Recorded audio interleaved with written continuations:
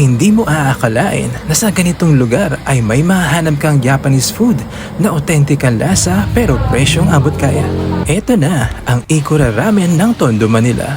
Susubukan natin ang some of their best, kagaya ng Tantan Men, Shoyu Ramen. Sa rice meals naman, andyan ang tonkatsu, karaage, gyudon, katsudon at marami pa. Unang higop pa lang, lasang authentic Japanese ramen na agad. Hindi overpowering pero sobrang lalim ng flavor. Eto namang Tantan Men, creamy, medyo spicy, tapos sobrang nakakagana yung lasa. Yung ganitong klase ng ramen ay sakto sa kahit anong panahon. Rich, flavorful at talagang comforting. Bukod sa ramen, dinadayo rin sila dahil sa kanilang mga rice meals, may authentic Japanese-inspired flavor pero pasok sa panlasa ng masa. Maraming naghahanap ng hidden gems na may kalidad na Japanese food na hindi kailangang gumastos ng malaki. Kaya mabilis na tinangkilik ang Ikura Ramen. Dagdag pa rito ang cozy at simpleng Japanese-style ambience na nagbibigay ng relaxing at sulit na dining experience. Ikura Ramen, starting talaga to sir way back 2020.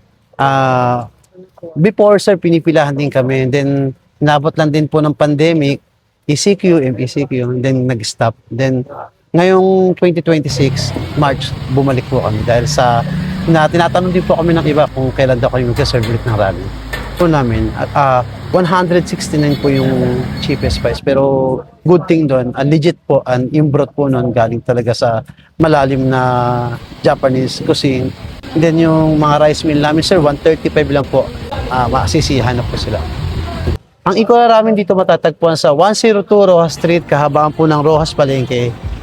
Nag-ooperate po kami ng 6 p.m. unto 1 a.m. in the morning. Ang online po sir, meron po kaming Facebook page, Ikura Ramen. Pwede po silang mag-order online. Then available na rin po tayo sa Grab. Hanapin nyo lang po Ikura Ramen. Ayo.